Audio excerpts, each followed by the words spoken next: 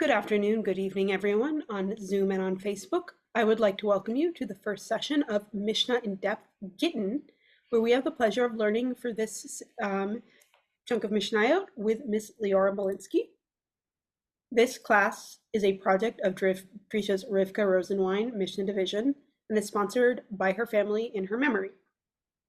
For those of you who are not familiar, this class is following along the standard daily Mishnah study schedule, joining a group of committed learners who hopefully on your own dedicate some time for the study of 1 to 2 mishnayot a day, completing the whole tractates and even orders over time.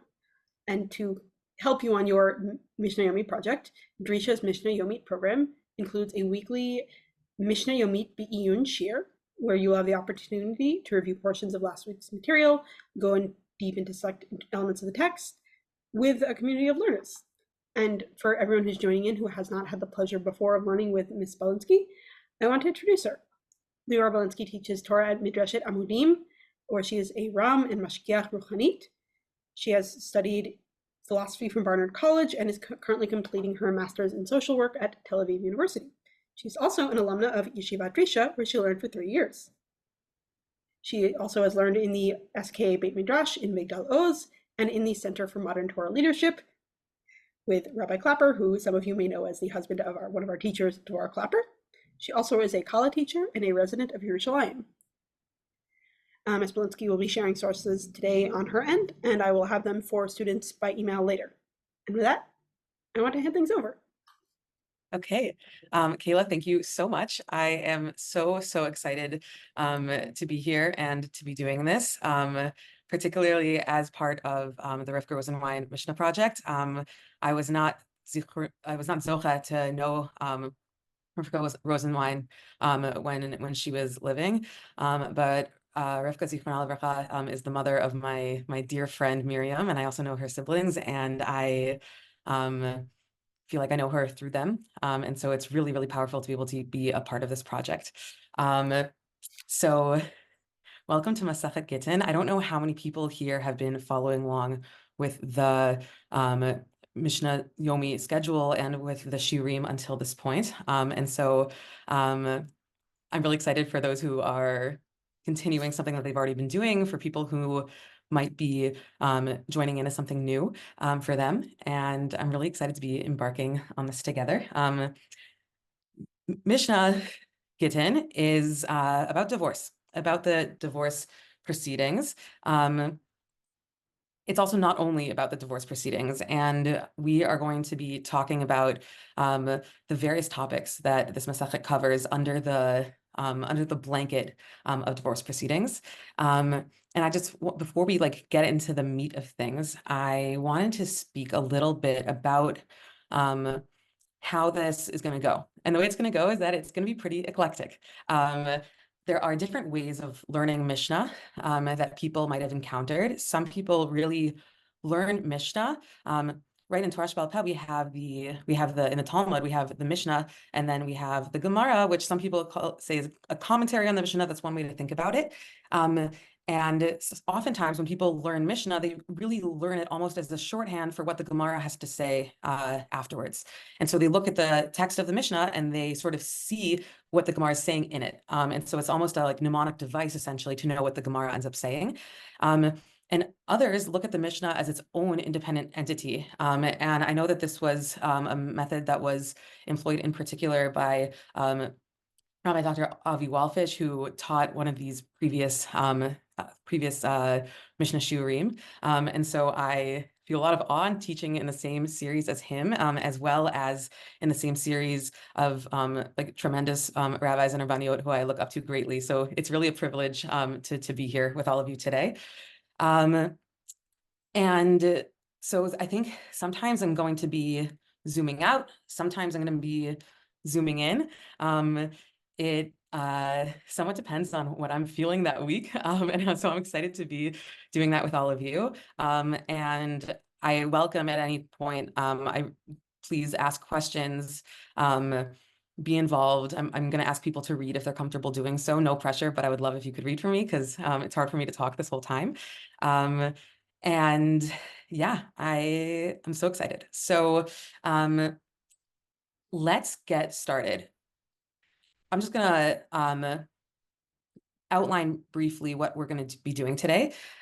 We are going to do some background information. So we're going to be looking at the psukim from the Torah from which all the halachot related to the process of divorce, the process of gerushin via Gittin, which is the divorce document. It's called the get. We're going to be looking at how that, at the psukim, and then how that ended up being derived into the laws that we have today. And we are going to go over those in some foundational information in that with regard to that. And then we are going to talk a little bit about where this Masachet is situated within Seder Nashim, within the order of the Mishnah in which it is found. And then we're going to look at the Masachet as a whole. We're going to look at the first four mishnayot briefly. So far we're on the first parak, Mishnahs 3 and 4. That's what we're learning on the Sunday.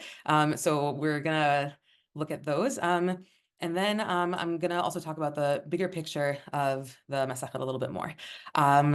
So let's get started. So I want to start out with the Torah. So these psukim are found in Parshat Ki Tetzei.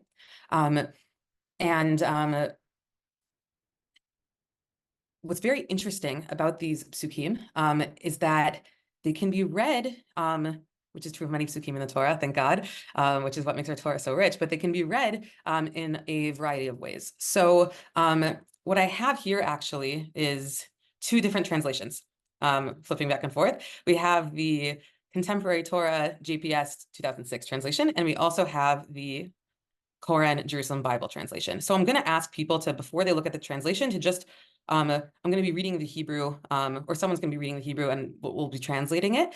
And then we're going to talk about how we should be translating it, what ways there are to translate it.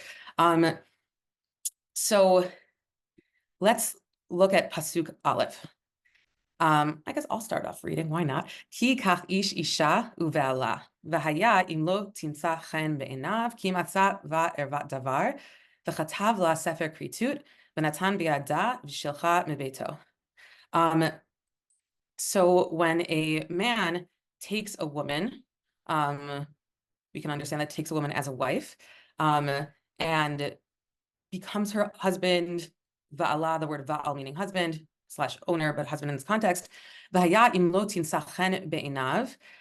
this is where it's already tricky with how to translate this. If she doesn't find favor in his eyes,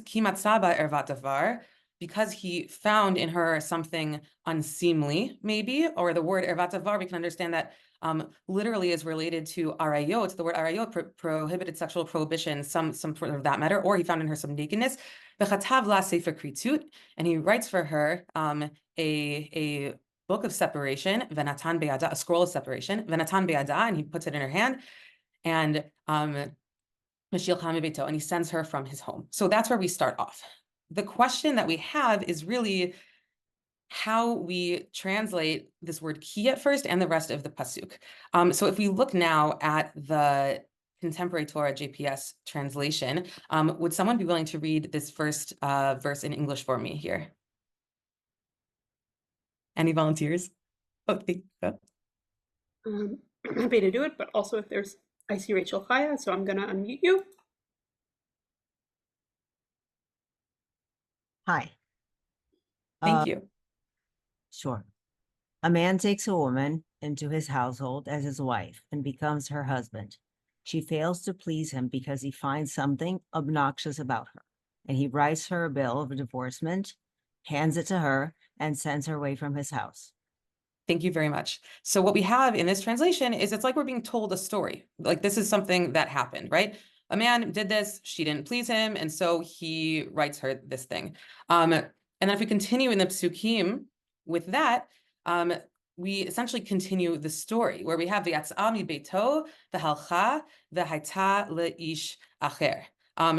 Rachel, would you like to continue? No pressure. Sure. No problem. She leaves his household and becomes the wife of another man. Usnea ha'ish ha'charon v'chatav la sefer kritut v'natan be'ada v'shilcha mebeito. O chi yamut ha'ish hacharon asher lekacha lo leisha. Then this latter man rejects her, writes her a bill of divorcement, hands it to her, and sends her away from his household.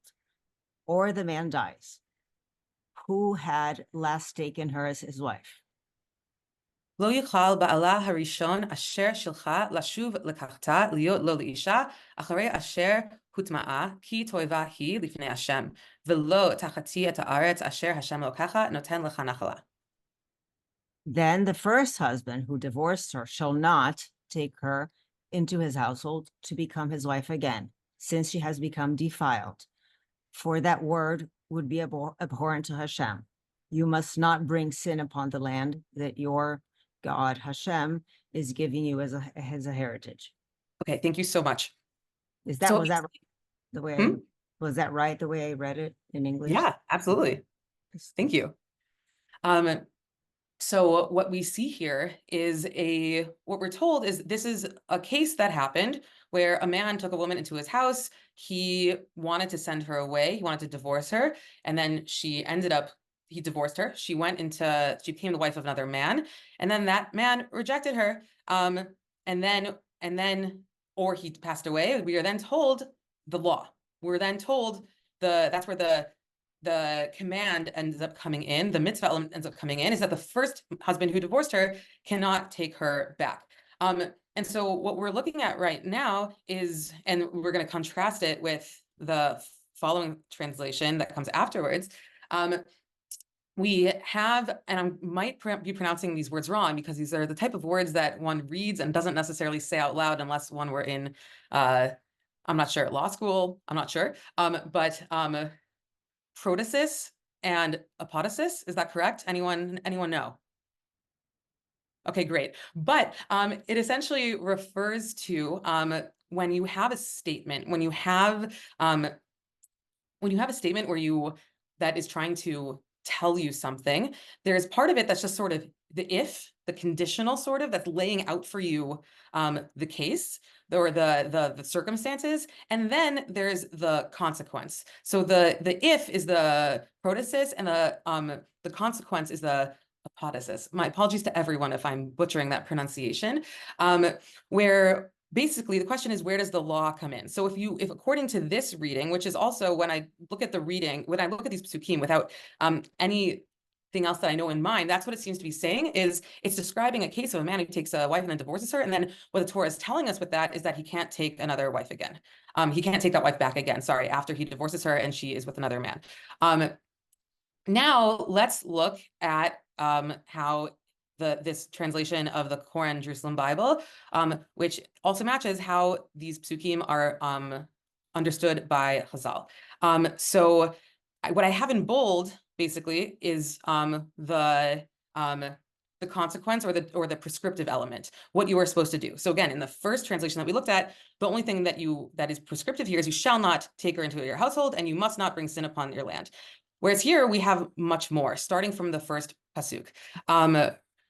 Does anyone, Rachel, you can continue, or if someone else wants to read this translation of the psukim? I'll do it if anybody doesn't want to. So, the same. Do I continue? When a man takes his wife and married her, and it come to pass that she find no favor in his eye because he had found some unseemliness in her, then let him write her a bill of divorce and give it in her hand and send her out of his house. Okay, thank you. Sorry, I'm going to interrupt you for a second before you do the next pasuk. Thank you so much. I don't know why I bolded the when, honestly, but and there's also more parts that should maybe be bolded in this, but it's then let him write her a bill of divorce. It's not that he happened to write a bill of divorce, it's that he should. And then he should also give it in her hand, and he should send her out of his house. It's not that that's what he did. It's that what we are now understanding, that the Torah is prescribing him to do that.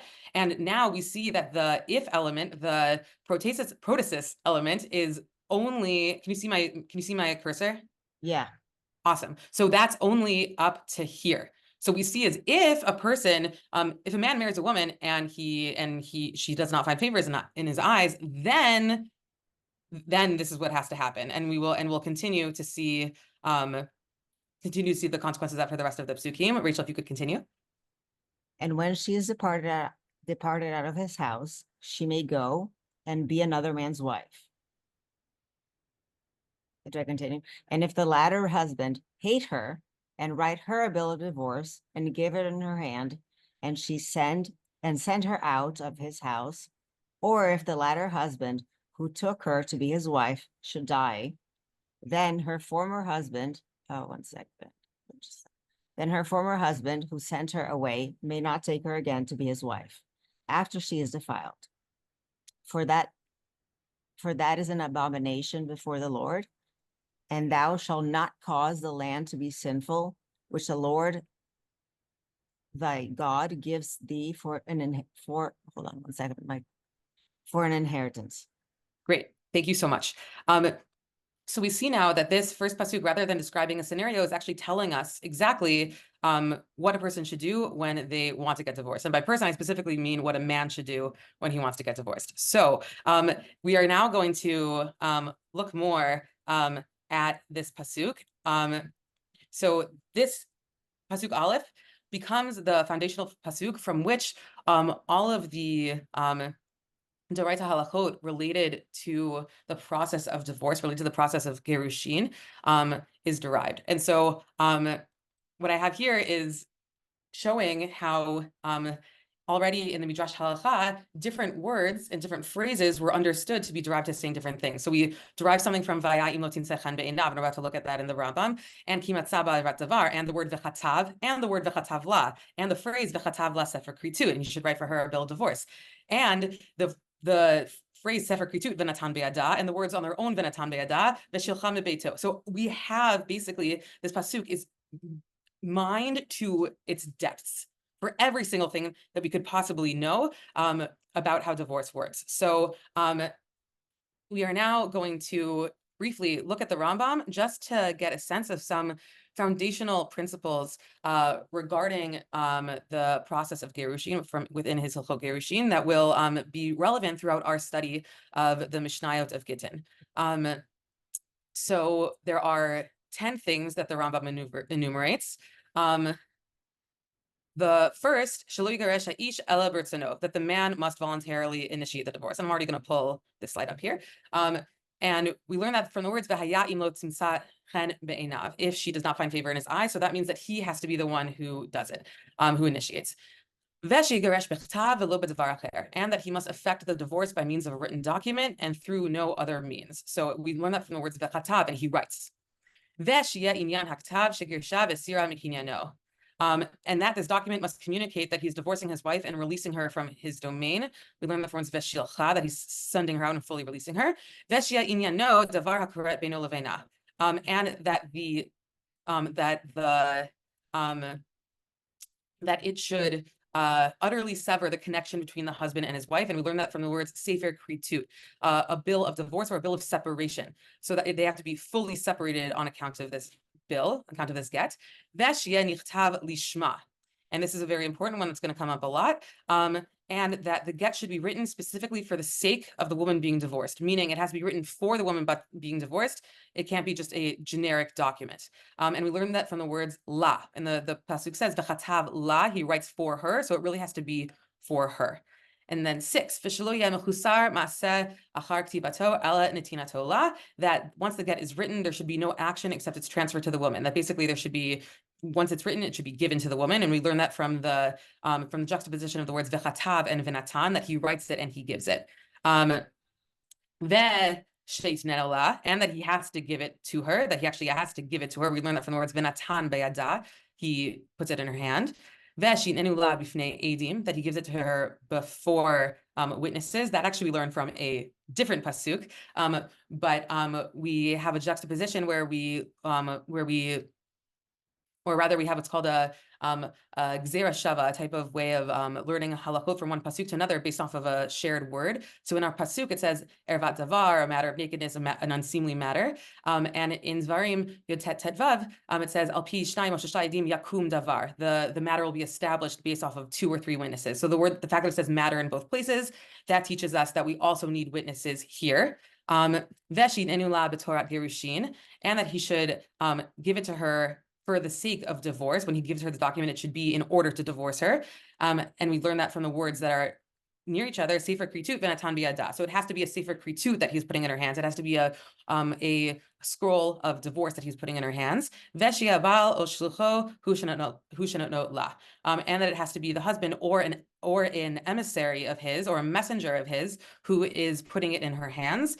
So that he should give it to her for the sake of divorce, which we know from the juxtaposition of the words sefer kritut of bill of divorce v'natan biyada, and he puts it in her hand.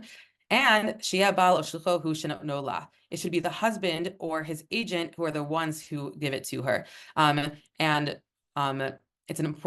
It's important to note that when we're talking about this process of divorce, of handing over the get, handing over the writ of divorce, the bill of divorce from the husband to the wife, that can be done it can be handed over by an emissary of the husband, and it can be received by an emissary of the wife. It can even be placed into the wife's courtyard. And it doesn't have to be in her hands directly. It has to be received in an extension of her hand, which can either be an emissary of hers or her home, the place that she calls home. And so those are some foundations within the halachot, the laws pertaining to Gittin, pertaining to Gerushin. Where are we now? Okay, great. Before we get there, I'm actually gonna stop this for just a second. Okay. Now I can see everyone more, which is really, really great. I want to take a couple minutes to look at where this Masechet is situated. So who here was also learning Masechet Sota? Amazing. Okay. So Debbie knows that Masechet Sota deals with laws related to a woman who it was testified about her that she was in private with a man who was not her husband. And we have proceedings to determine whether when she did that, she was actually committing adultery or not. Masechet Sota also talks about some few other topics as well, but that's the main topic. So Gittin comes right after Sota, and right after Gittin is Masechet Kiddushin. Does anyone know the subject matter of Masechet Kiddushin? It sounds rather reversed. Say more. I would imagine first you get married and then you get divorced. Kiddushin Yes. is when you get married. Yes. Right? Yes. It's an excellent point of what is Masechet Sota, what is Masechet Gittin doing situated between Sota and Kiddushin. And so if we look at I just have one question, if you don't mind my interrupting. Please. Nothing is mentioned about the language used in the get. Is there a specific language, or is it just enough to say, I'm divorcing you, goodbye? Great question. There is specific language that is employed. Maybe in the future we will actually pull up a model of one, an example of one. But yes, there is specific language employed to describe the events. So the relation to Masechet. I once heard, excuse me for interrupting you, Please. that it's called the get because Gimel and Tet are the letters that appear the fewest time with the least frequency in the Torah, and a get is supposed to occur infrequently. So that's why they call it a get. Yeah, I've also heard that something similar, which is that those letters don't actually appear next to each other in the Torah. I have not tested this. I have to check out. Absolutely, and also we'll get to this later, but the gematria of get is Gimel Tet. We have 12, and that's also, there are traditionally 12 lines in the get as well. So that's just another fun fact, not particularly related, but about the word get and how we use it. And so Masechet Sota deals with a situation in which there is a marriage that is potentially ending as a result of something insidious. And in Masechet Gittin, that is not necessarily the case. What's interesting is that we only actually get to that at the end of Masechet Gittin, which we'll talk about in talking about why is this marriage actually ending? What are the grounds? What are the appropriate grounds for divorce?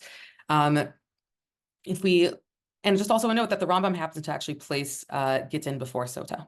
Fun fact. But if we look at the Kiddushin, but nowadays we usually say Sota, Gittin, Kiddushin. And so if we think about the Kiddushin connection, Kiddushin being the Masechet that deals with marriage, betrothal, why does Gittin come first? Exactly as Debbie said, we would think it would be the opposite. And so one answer is actually by, if we just look again at our psukim here, I'll share screen briefly again.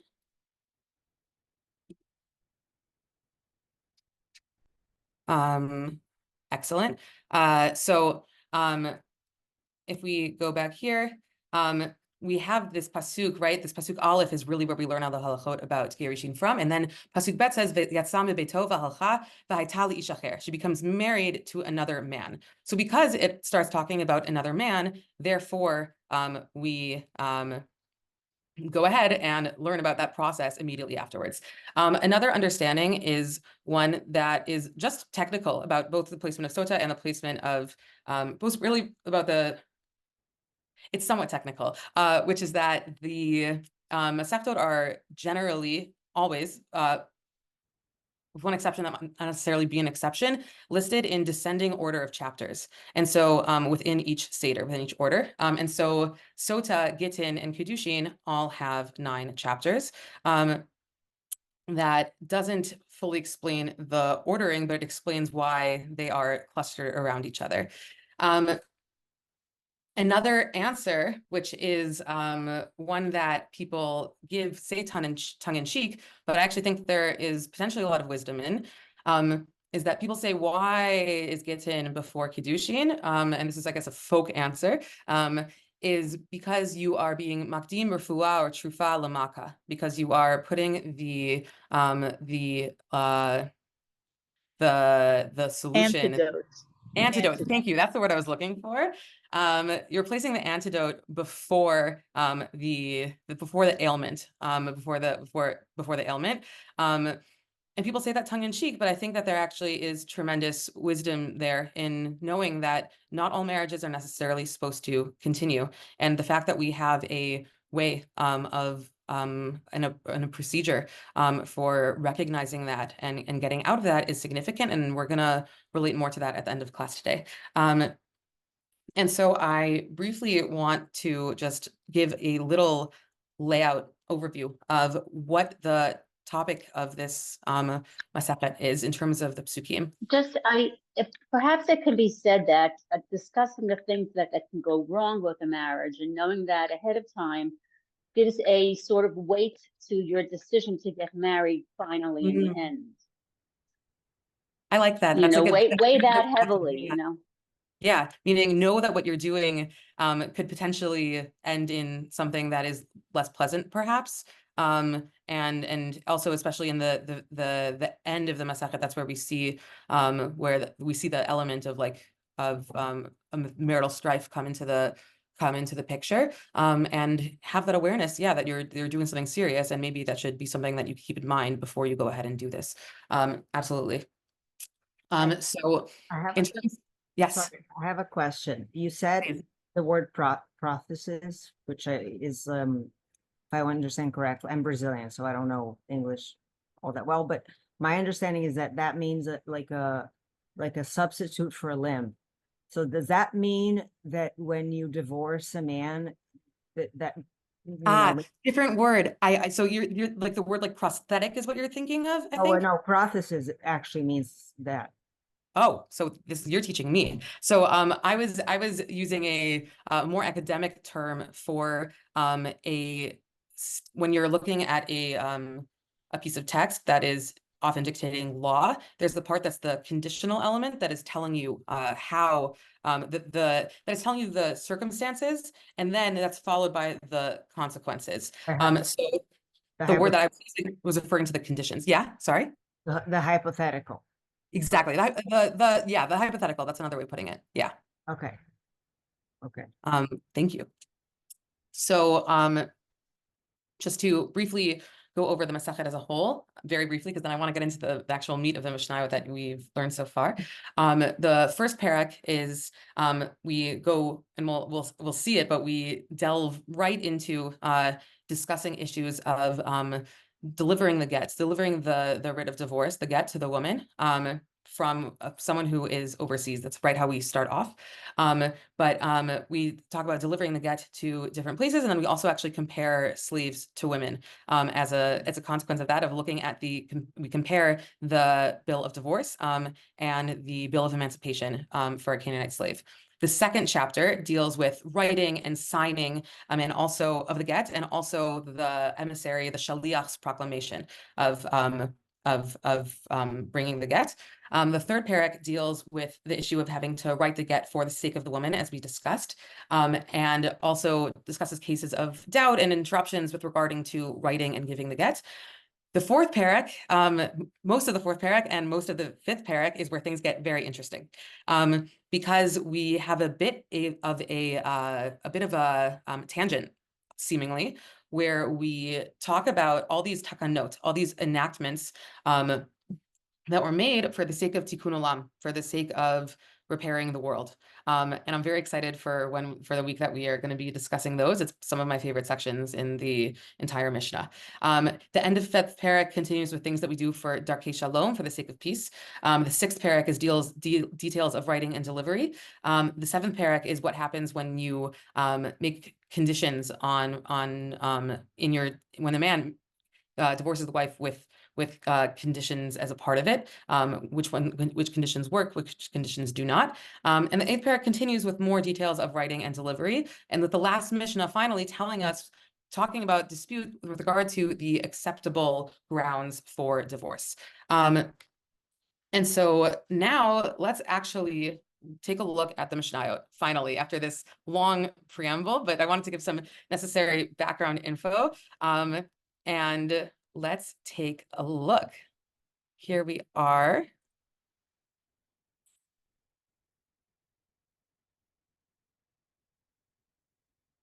Okay. Let's see. Would anyone like to read the Hebrew?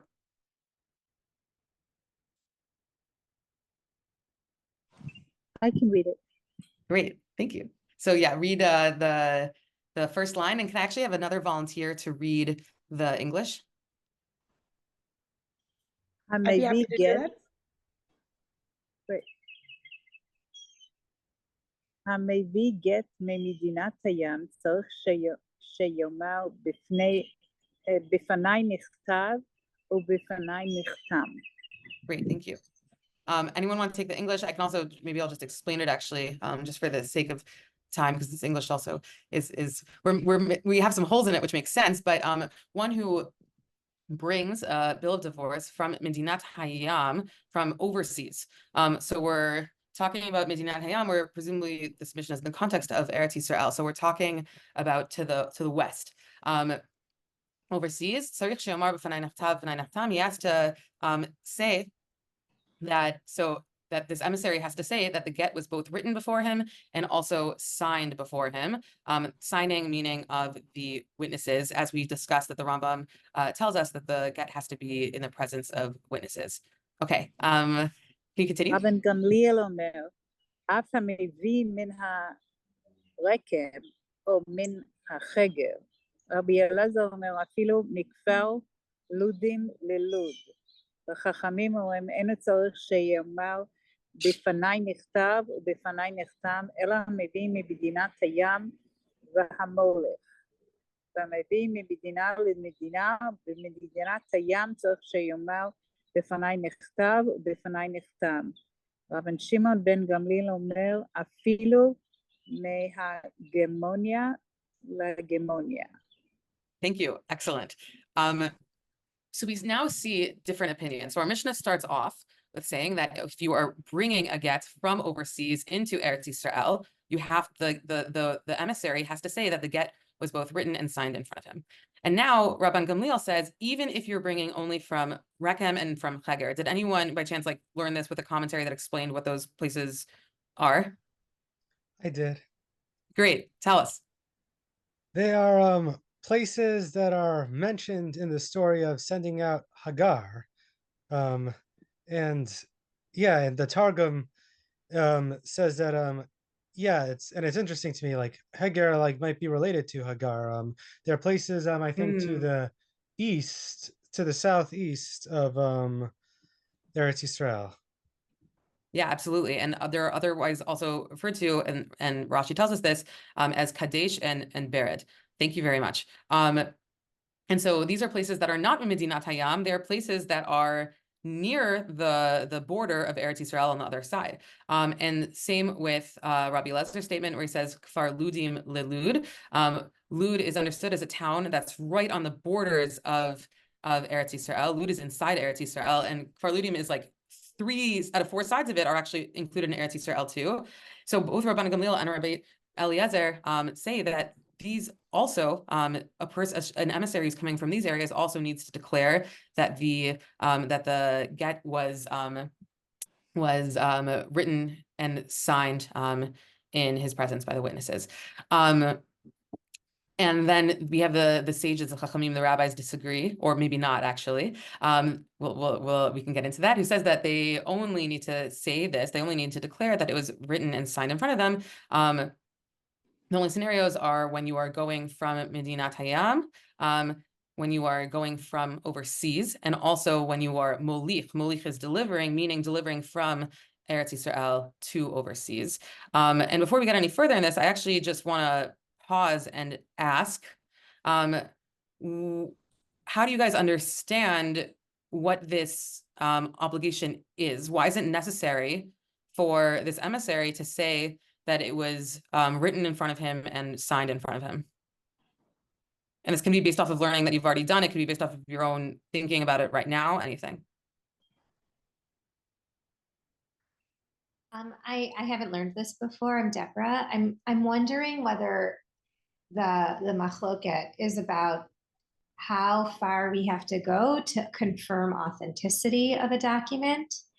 And the further away or the closer you are to Eretz Yisrael, there is either further away, maybe more doubt, and closer, maybe less doubt. And I'm also finding myself wondering whom we're trying to protect at this moment. Like by having a stringent, I need to report that it was written and signed in front of me as not me, but the male shaliach. Does that make is the goal to keep them married, or is the goal to allow for divorce? Excellent. That's a great question, right? Like what is the exactly what you're saying? What is the objective of this? What is the objective of this? Who are we trying to help out? What side are we trying to help out? Or is the goal to allow her to remarry? So that's another angle of it, right? If you want them to be divorced, that means that we're giving her the opportunity to remarry. Absolutely. So if we before I get into even the I'm debating. Okay, yeah, I'm gonna bring in anyone else have any other ideas about what's happening in this?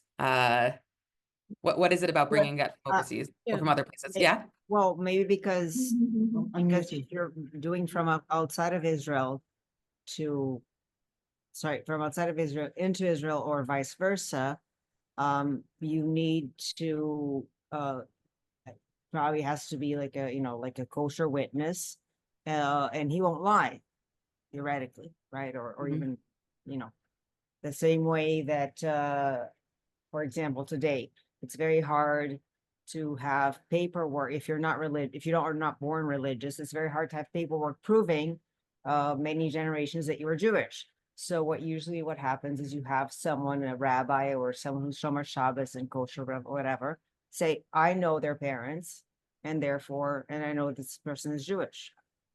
So it's a matter of vouching. Vouching, yes, vouching. Thank you. Vouching towards the authenticity of the get. Yes, that's what I'm thinking. Yeah. Yeah. Anyone else before we? I Yes? think distance was a problem.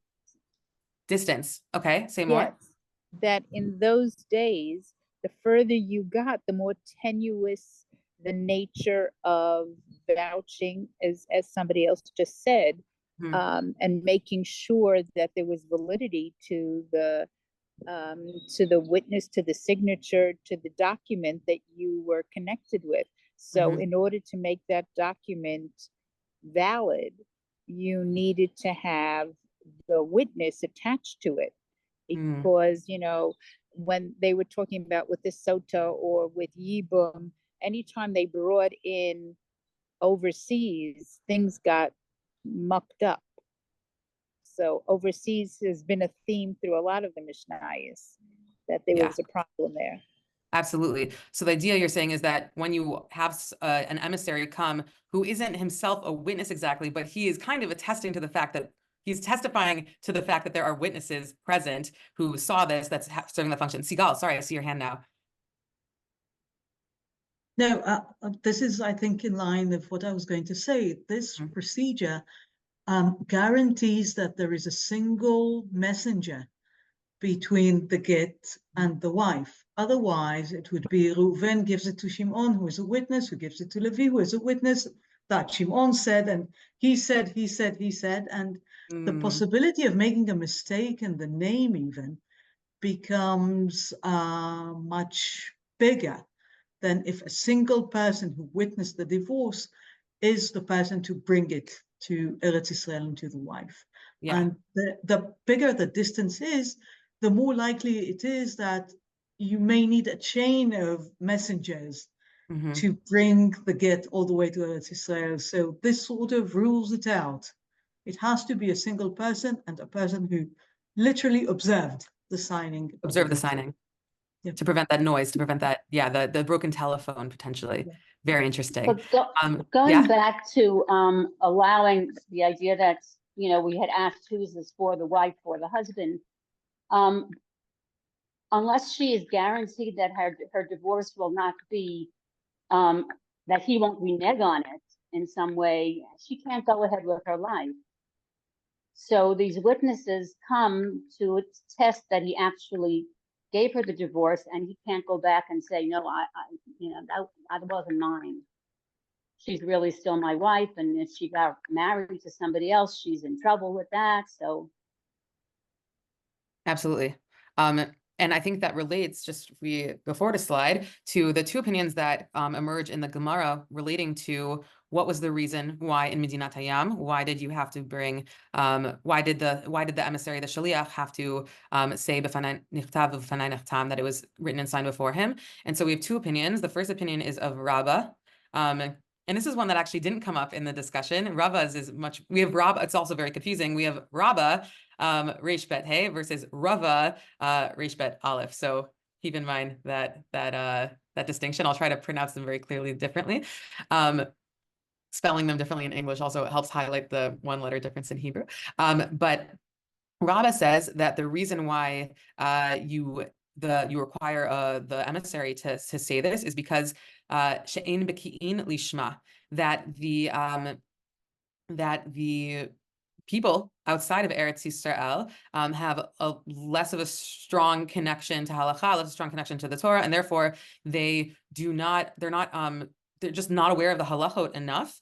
And so they don't actually know that you have to write this get specifically for this woman. So by this emissary coming forward and say it was written and signed, it was written and signed in front of me, the importance of that is really the emphasis on the written part, in the sense that it was written for the sake of the woman in front of me. I can attest to the fact that this was done lahalachad, this was done in a kosher way, and that this get is actually usable. So that's Rabbah's opinion. Contrasted with Rava's opinion, who isn't concerned about that lishma issue that'll be written for her sake, but rather his concern is that in Medinat Hayam, once you're in Eretz Yisrael, there are not edim from the original get, from the action of writing and signing the get, who will be present in order to l'kaimo, meaning to confirm. I don't know if the ratify, I don't think is the right word. I think it's like more like to confirm the get, to confirm that the get was written properly, which is a concern when it comes to, and this was mentioned by, I don't recall who, but the husband coming forward and claiming that the get that the woman has is a forgery. And so the agenda here. To affirm or attest. Affirm, okay, affirm or attest, great. Yeah, so to affirm the get's validity, in an instance where the husband is gonna come back and say, actually, she's not divorced. This never happened. This is a forgery, etc. And so normally, what you can do according to Rava's opinion, meaning within his thinking, within Eretz Yisrael, you don't have a problem because what Rashi uses language is hashayarot nimsein, that there's caravans going back and forth, shuttle buses, you can take the light rail, you can take the high-speed train across the country, you can bring in the original adim, the original witnesses, and they can say, no, this is legit, I was there. Or you can even bring in other witnesses who recognize the handwriting of those first witnesses and say, oh, that is definitely Yankala's writing, okay? But Yankala and I only have in my head Yankee Doodle right now. So Yankala and Doodle is handwriting right there.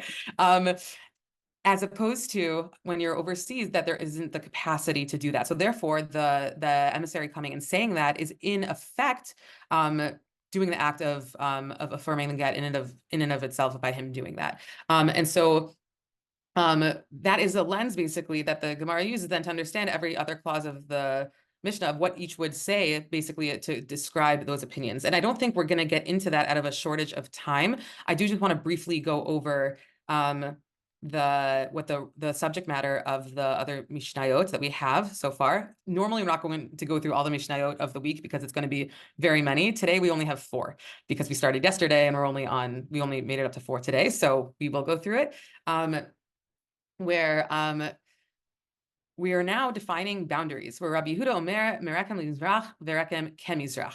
So now we're defining boundaries of what is considered to be Eretz Yisrael for the sake of bills of divorce, on the assumption that not only Medinot Hayam, presumably, do you need to declare b'fanai nechtav u'b'fanai nechtam, but rather Kol Shehu, in any event outside of Eretz Yisrael. So Rabbi Yehuda says that Rekem eastward, and Rekem is itself considered to be east in the sense of Rekem is considered to be outside. Rekem is on the border, and it's considered to be sufficiently outside. Me Ashkelon l'darom ve'Ashkelon kedarom. So from Ashkelon and south of it, and Ashkelon is considered to be south. Me Akko l'tzafon ve'Akko kitzafon. So Akko northward of Akko, and Akko is considered to be north. And then Rabbi Meir Omer Akko ke Eretz Yisrael Gittin. For the sake of Gittin, Rabbi Meir actually says that Akko is like Eretz Yisrael. So we now are defining borders more clearly. And then we have the third Mishnah. Where I have the incorrect translation, but that's okay. So we'll just do this Baal Peh. That a person who brings a get within Eretz Yisrael does not need to say b'fanai nechtav u'b'fanai nechtam. We can understand that both according to Rabbah and according to Rabbah. So according to Rabbah, who said that the reason why in Medinat Hayam you do need to say that statement is because we don't know that the get was actually written for the woman, because people don't know, people aren't well versed. But within Eretz Yisrael, they are. So when you're within Eretz Yisrael, there's no need. And same with Rabbah's opinion that it's because of the availability of witnesses to affirm. What's the other one you said, Debbie? You said affirm and attest. And attest to the validity of the get. You are able to get from place to place. And if there are those who question the validity of the get, then you can affirm it with its signatories. So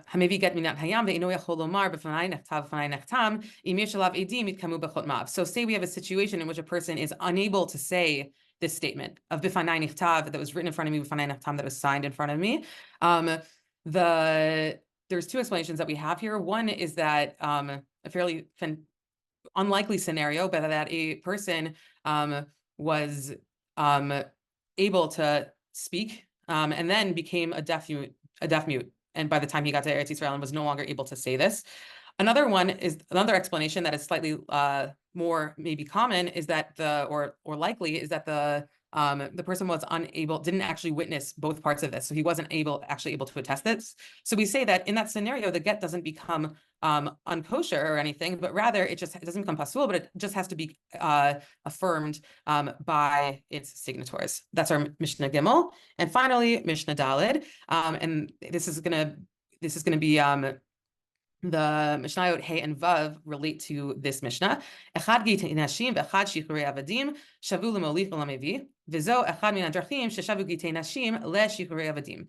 That a get for women, meaning a bill of divorce, and a bill of emancipation for a slave, are equivalent when it comes to delivering them from outside Eretz Yisrael and from bringing them into Eretz Yisrael. So in terms of halachically, we have the same principles apply, and this is only one of the ways that Gittin Nashim are similar to those for Shiurei Avadim. Right, the word get in general is a type of document. It doesn't only refer to the gets of women. We also would call the bill that's used to free a slave a get, but colloquially, often Gittin get refers to that of a woman, but it's very interesting here that we see a comparison point between women and slaves. And I'll just spoiler alert that going for the other mishnayot, we also then pause and say, wait, they're actually different. And I just want us to maybe let that percolate a little bit. And as you learn the mishnayot tomorrow, to think a little bit about that as well. I want to conclude. I have a question. Please.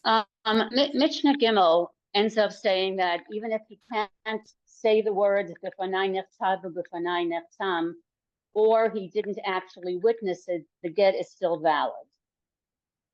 But we went through all these contortions beforehand to say that you needed exactly those details, and then they're reversing themselves. That doesn't seem. Yeah.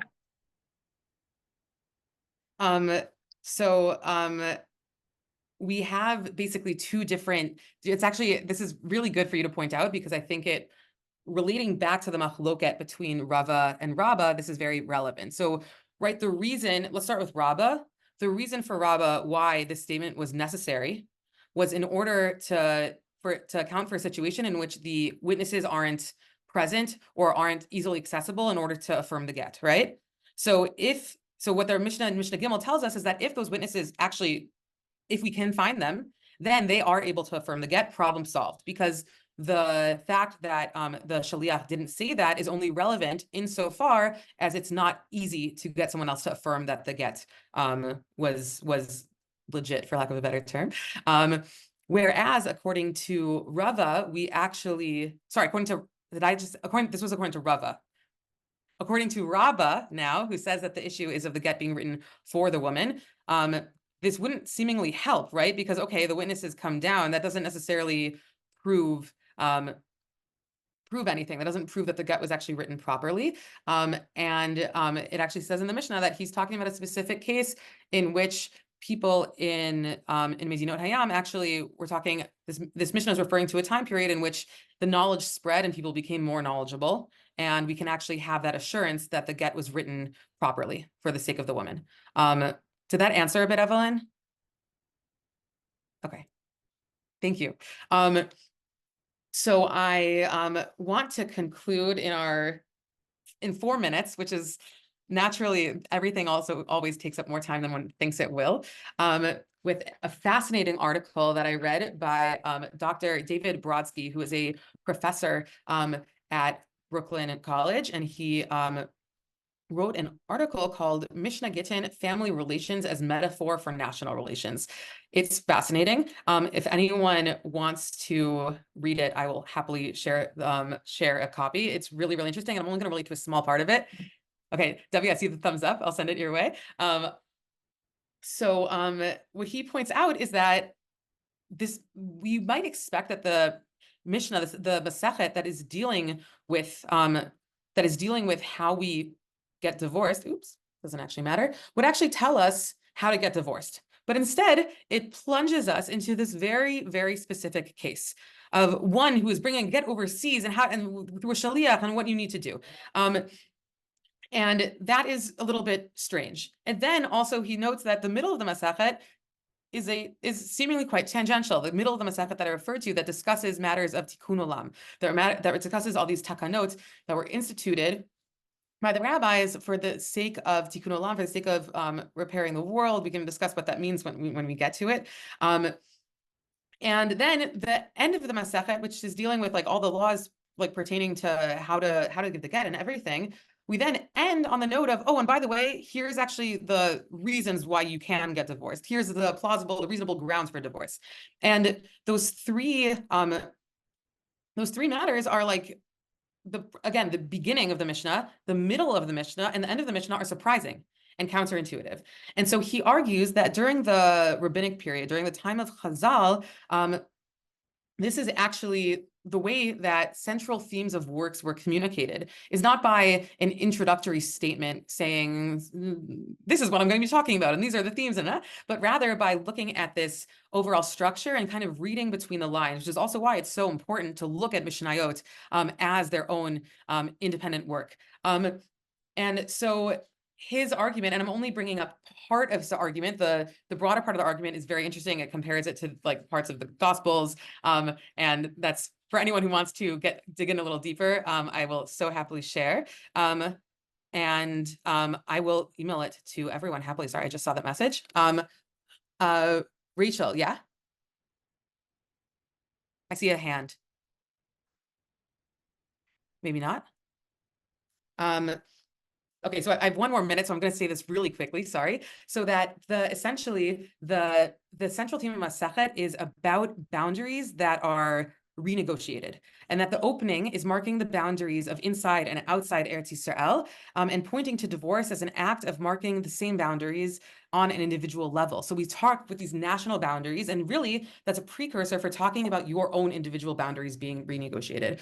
And the middle section is talking of tikkun olam, about all these things that changed because of tikkun olam, is talking about boundaries that basically need to be reestablished, where a ruling was made first. Things didn't work out the way that they were supposed to exactly. And then we issue some sort of corrective. And it's for the sake of Darkei Shalom, it's for the sake of peace, or for the sake of repairing the world, that we institute some kind of corrective, because the way things were established, that can't actually last. And then the final Mishnah, we see a machloket between Beit Hillel and Beit Shammai regarding the expansion of divorce. We'll see this when we get there, about just being about adultery or to other issues entirely, which again is that final negotiation of, okay, we established something. There was kiddushin, we were married. This initial thing that we established, it's not working, and we actually need to change it. And so the middle section about tikkun olam actually comprises more than 1/5 of the Masechet, which is what Dr. Brodsky points out. And the theme is that Berishonah, at first, things were a certain way, and then they changed, and things were needed to change.